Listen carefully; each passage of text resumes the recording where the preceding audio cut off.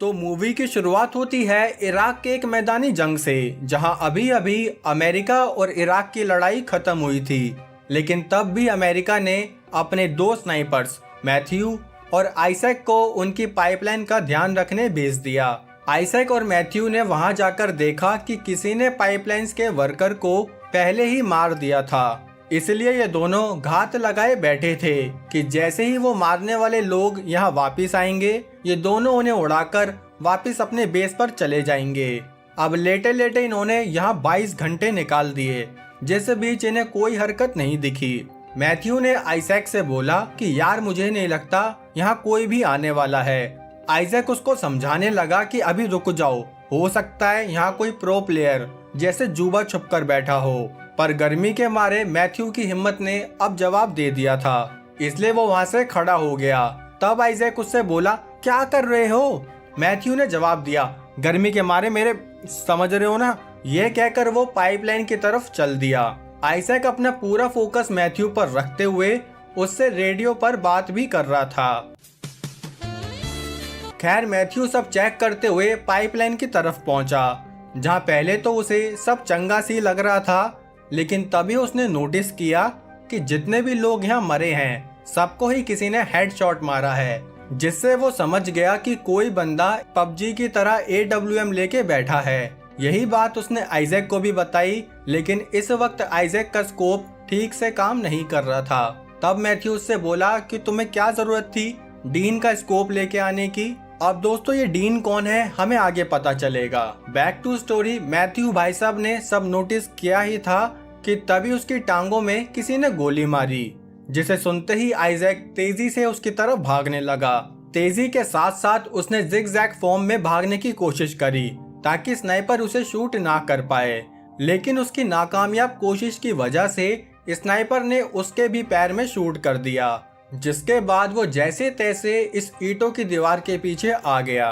दीवार के पीछे आते ही उसने सबसे पहले अपने घाव पर एक टाइट बैंड लगाया और रेडियो निकालकर बेस में कांटेक्ट करने लगा। लेकिन उस स्नाइपर का दिमाग और निशाना इतना तेज था कि उसने आइजैक के रेडियो एंटीना पर ही शूट किया, जिससे कि वो मदद भी ना मांग पाए। या मैथ्यू बंदूक उठाने की कोशिश करने लगा, तभी आइजैक उससे बोला कि मैथ्यू थोड़ा हिलाओ मत, वरना स्नाइपर कहाँ ही गोली मारेगा कुछ पता नहीं। ये कहकर आइजैक उस दीवार में अपना स्कोप फिट करने के लिए जगह बनाने लगा। जैसे तैसे उसने खोल बनाया और अपना स्कोप फिट कर दिया। यही बात उसने मैथ्यू को बताई, लेकिन अब मैथ्यू कोई जवाब नहीं दे रहा था। आइजैक को लगा कि उसका दोस्त अब नहीं रहा। फिर भी खुद को संभालते हुए उसने अपने घुटने से वो गोली निकाल दी, लेकिन उस गोली को निकालने का दर्द इतना था कि आइजैक वहीं बेहोश हो गया। थोड़ी देर बाद उसके रेडियो पर कुछ हलचल होने लगी, जिससे आइजैक की आंख भी खुल गई। उसे लगा कि उसके बेस वाले उससे कांटेक्ट करने की कोशिश कर रहे हैं, इसलिए उसने अपने बेस से मदद मांगनी शुरू कर दी। तब दूसरी तरफ से वो आदमी बोला कि माफ कीजिए, हम आपके एग्जैक्ट लोकेशन ट्रैक नहीं कर पा रहे हैं, तो कृपया या तो आप खड़े हो जाइए या फिर अपनी जगह से ही हवा में फायरिंग करिए। ये सुनकर आइजैक थोड़ा चौंक गया, क्योंकि उसकी ट्रेनिंग के दौरान ये दोनों ही चीजें करने के लिए सख्त मना किया गया था। तब उसने ध्यान से रेडियो वाले आदमी की आवाज सुनी और नोटिस किया कि जो आदमी बात कर रहा है उसका शब्दों को बोलने का तरीका अमेरिकन है ही नहीं, इसलिए शायद ये आदमी वही स्नाइपर है जिसने उस पर फायर किया। आइजैक उससे बोला कि मैं जानता हूँ तुम कौन हो। फिर स्नाइपर बोला, ओ अच्छा, अब जब तुम जान ही गए हो कि मैं कौन हूँ तो तुम्हें मुझसे लगातार बातें करनी होंगी, वरना मैं तुम्हारे औंधे पड़े दोस्त पर शूट कर दूंगा। ये धमकी सुनकर आइजैक को ना चाहते हुए भी उस स्नाइपर से बात करनी पड़ी। तब स्नाइपर बोला, और बताओ क्या हाल है। लेकिन आइजैक ठहरा मल्टी टैलेंटेड बंदा, इसलिए वो बात करते हुए अपने स्कोप की मदद से वहाँ एक नक्शा तैयार करने लगा ताकि वो उस स्नाइपर की पोजीशन का पता लगा सके। तभी उसने स्नाइपर से पूछा कि तुम कौन हो। स्नाइपर बोला, मैं तो बस एक आम आदमी हूँ। फिर आइजैक ने जवाब दिया कि तुम आम आदमी नहीं बल्कि एक आतंकवादी हो, जिसने अपने ही देश की पाइपलाइन बना रहे लोगों को मार दिया। स्नाइपर बोला, मैं और आतंकवादी? अरे तुम खुद को देखो ना, खुद दूसरों की जमीन पर हथियार लेके आए हो और उन्हीं लोगों को आतंकवादी कह रहे हो। खैर छोड़ो, अब अपने घर के बारे में बताओ। ये सुनकर आइजक को गुस्सा आया कि घर वालों पर नहीं जाना भाई। उसका गुस्सा देखकर स्नाइपर बोला कि अगर तुम्हें ज्यादा ही गुस्सा आ रहा हो तो मैं मैथ्यू को मार के शांत कर देता हूँ। तब आइजैक चौंक गया कि इसको मैथ्यू का नाम कैसे पता। फिर हमें पता चला कि वो स्नाइपर मैथ्यू और आइजैक दोनों पर पिछले 24 घंटे से नजर गड़ाकर बैठा था और उसे उनकी रेडियो फ्रिक्वेंसी भी पता थी। इन दोनों की बातों के बीच आइजैक ने अपनी पानी की बोतल निकाली और देखा कि स्नाइपर ने उस बोतल पर भी शूट कर दिया था। स्नाइपर का इतना तगड़ा निशाना देखकर आइजैक की पैंट भी फट गई, और सच में फटी है, देख लो चाहे। खैर अब उस स्नाइपर ने आइजैक के सारे रास्ते बंद कर दिए थे, लेकिन तब भी आइजैक ने हिम्मत नहीं हारी। उसने अपना सारा गुना भाग करके पता लगा ही लिया कि वो स्नाइपर इस कूड़े के ढेर के पीछे है, और इतनी देर तक कूड़े में घुसे रहना ये काम कोई आम स्नाइपर नहीं बल्कि जुबा ही कर सकता है।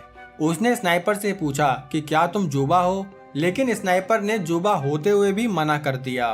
फिर आइजैक बोला कि तुम्हें ऐसी ट्रेनिंग बस यूएस आर्मी ही दे सकती है, इसलिए शायद तुमने यूएस आर्मी से ट्रेनिंग ली और अब तुम उनके ही खिलाफ लड़ रहे हो। लेकिन इस बात के लिए भी जुबा ने मना कर दिया और बोला कि अगर तुम अमेरिकन को लगता है कि ये युद्ध खत्म हो गया तब तुम इराक में क्या कर रहे हो। आइजैक की हालत बहुत खराब हो रही थी, इसलिए वो स्नाइपर के किसी भी सवाल का जवाब देने की हालत में नहीं था।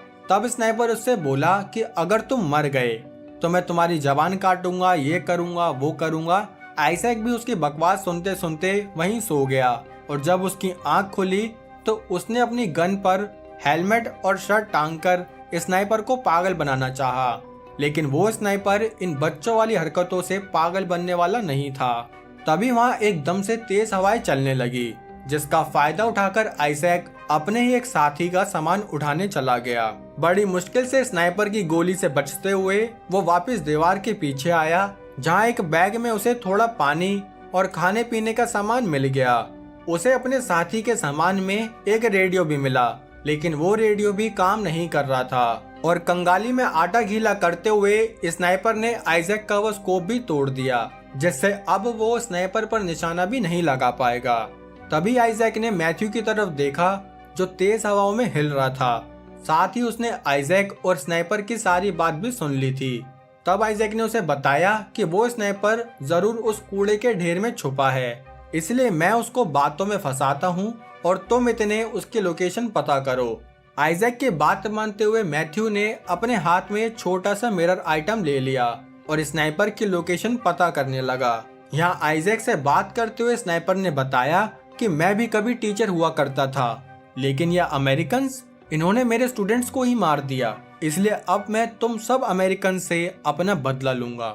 इतने में यहाँ और भी तेज हवाएं चलने लगी, जिसका फायदा उठाकर मैथ्यू ने अपनी राइफल खींच ली और कूड़े के ढेर में शूट करने लगा। लेकिन तभी स्नाइपर ने मैथ्यू के कंधे पर गोली चला दी। अब घायल मैथ्यू जैसे तैसे आइजैक के पास आने लगा, पर स्नाइपर ने एक और गोली चलाकर मैथ्यू का चैप्टर क्लोज कर दिया। अपने दोस्त को मरता देख आइजैक और भी ज्यादा टूटकर घर जाने की जिद करने लगा। तब स्नाइपर बोला कि जब तक तुम मुझे अपनी कहानी बताते रहोगे तब तक तुम्हारी सांसें भी चलती रहेंगी।